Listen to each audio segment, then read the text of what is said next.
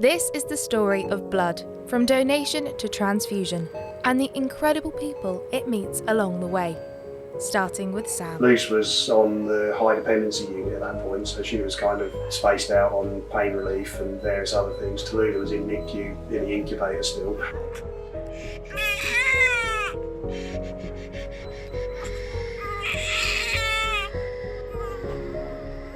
Down to the food court, and I sort of detoured a little bit and went over to the donor centre and just went in and said, I don't suppose you've got any open slots for donation today, have you? And I told them the story of everything that had just gone on.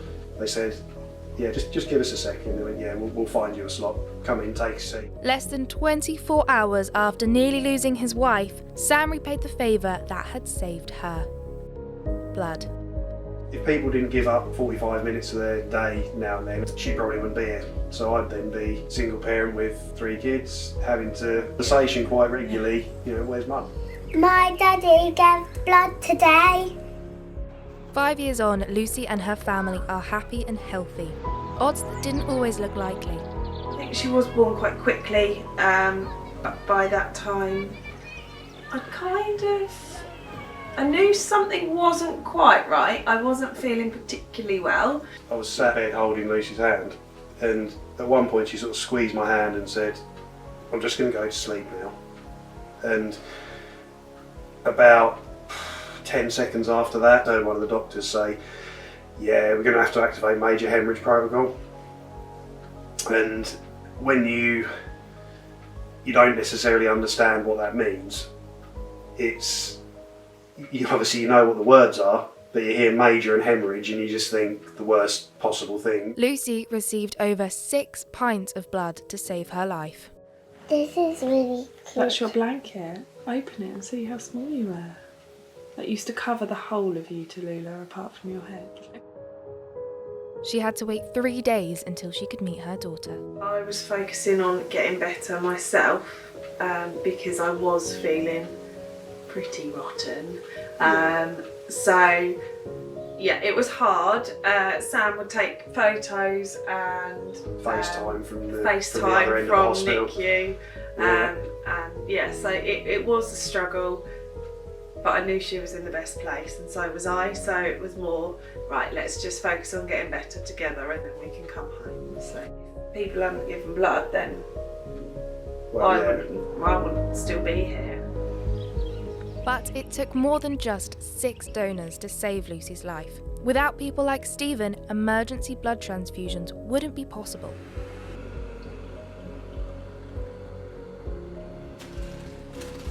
He just started his 12-hour shift as a blood biker.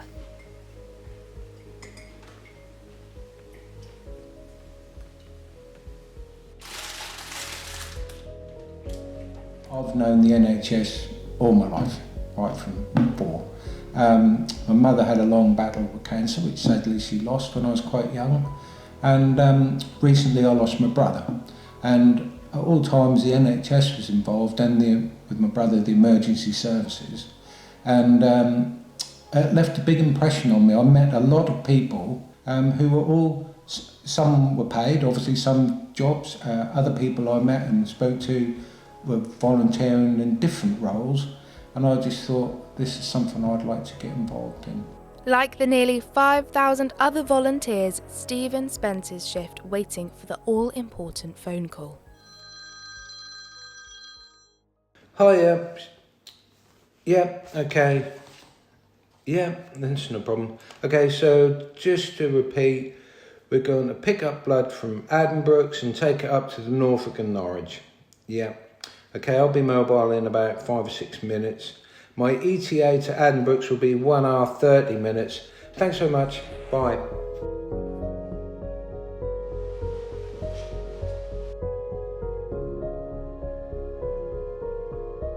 Stephen will now drive to Addenbrooke's to collect the bag of blood Sam donated. And by the end of the day, he will have the blood safely on board and deliver it to the Norfolk and Norwich.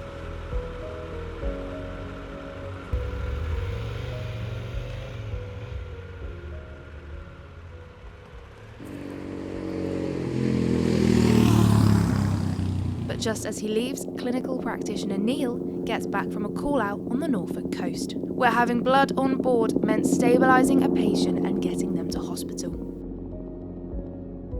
It's everything that goes with that, the excitement, but it's also the anxiety, the fear, the vulnerability, the tears, everything that comes with working in HEMS. And it's really hard to explain to anyone who has never worked in that environment what it means to work in that environment, because the range of emotions are huge. The spectrum is literally from one end to the other, because it's emotional. You're dealing with things that if you do a run of 4 shifts, you will see things in those 4 shifts that the majority of people will never see in their lifetime, and that's just one set of shifts. And there are times when you pinch yourself to think, what am I doing here? Why do I enjoy it? Is because actually as a team you help each other to get through those difficult times.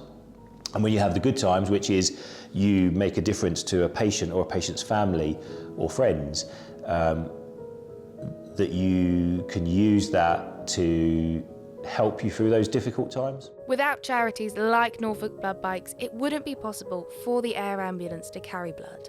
They tend to arrive sometime between 9 and 10 o'clock in the evening, and that's every 24 hours. So what that allows us to do is take that blood, put it on both of our platforms, our car and our helicopter. We have it for a 24-hour period, and then in the morning, our shift routine is that during the morning shift routine, we swap that blood over so that when the volunteer comes to collect the blood, it's the recycled blood, if you like, so we've always got fresh blood. Less than 20 minutes later, Neil is called back out and up in the sky, where a world-renowned fetal surgeon is busy at work on the 30th floor in London. He knows more than anyone the importance of blood. I'm Kypros Nikolaidis, and I'm a professor of fetal medicine at King's College Hospital. Well, blood is absolutely vital. Is the source of life, isn't it? From anywhere really in a battlefield where somebody is bleeding to death, you have to stop the bleeding and you have to give them a blood transfusion. And if you succeed, then they survive, and if you don't, they die. During an operation where there's a lot of bleeding, you try to stop the bleeding, but also you have to replace the blood that they have lost. Kypros uses as little as a teaspoon of blood to up to 30 pints of blood to save thousands of lives across the country. For us, blood transfusions are given before birth. We put a needle inside the umbilical cord to give blood transfusions, and these babies now survive that would otherwise die. More than 90% of the babies were dying in the past, and now more than 95% of the babies survive as a result of these blood transfusions. So blood is critical for the survival of individuals after birth, but also before birth. But in 2020, he was forced to look at blood in a new way. I have a condition called multiple myeloma. It's a type of blood cancer. And then I was shocked because I knew from the days when I was a medical student that you don't have much to live if you get that condition.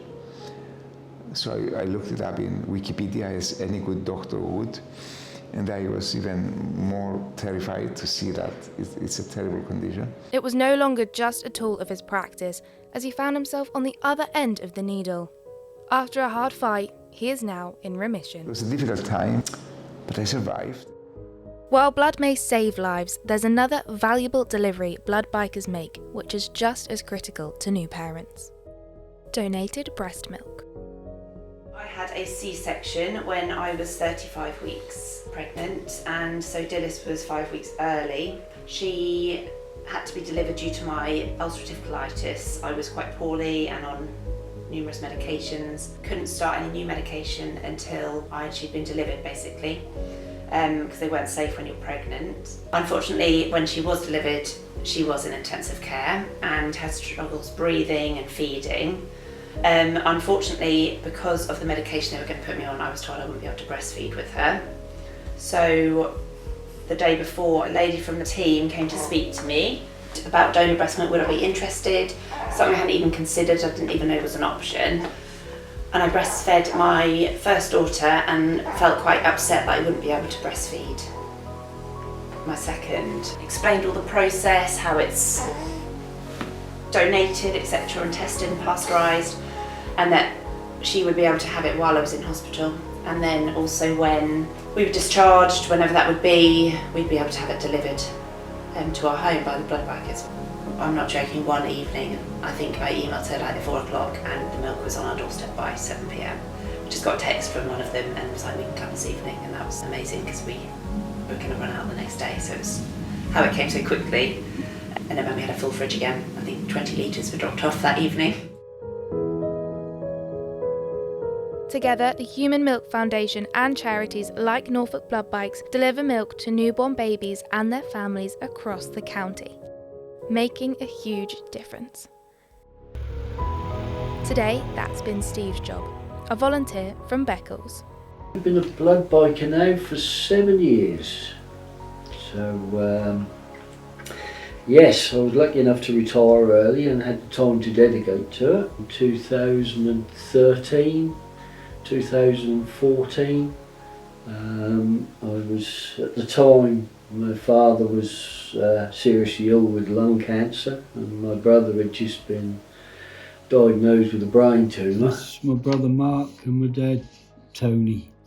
So it was a lot of time spent in hospitals and tests and overnight trips, and on one of those overnight stays, it was the early hours of the morning, as these things normally happen, and I left the bedside and went down to get a coffee, and in come someone in leather gear and a big high-vis jacket with blood written on the back, and so I got talking to him, and I wish I could remember or could find out who it was, because I'd love to meet him again, but I didn't get his name, and at that time your mind is in 1,000 different directions anyway. But he told me of the volunteering they do and the work they done, and being a biker anyway, I thought that sounds like something I would love to do. So it's just nice to be able to feel that I can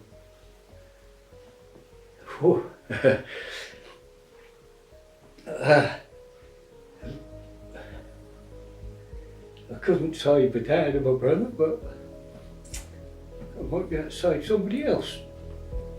Sorry. Blood bikers like Steve and Stephen have turned their grief into good, becoming the untold heroes in so many people's stories. And today is no different. As predicted, in 1 hour and 30 minutes, Stephen has picked up Sam's blood from Addenbrooke's and delivers it safely to the Norfolk and Norwich, where in a matter of hours it will be transfused, giving someone else the rest of their life.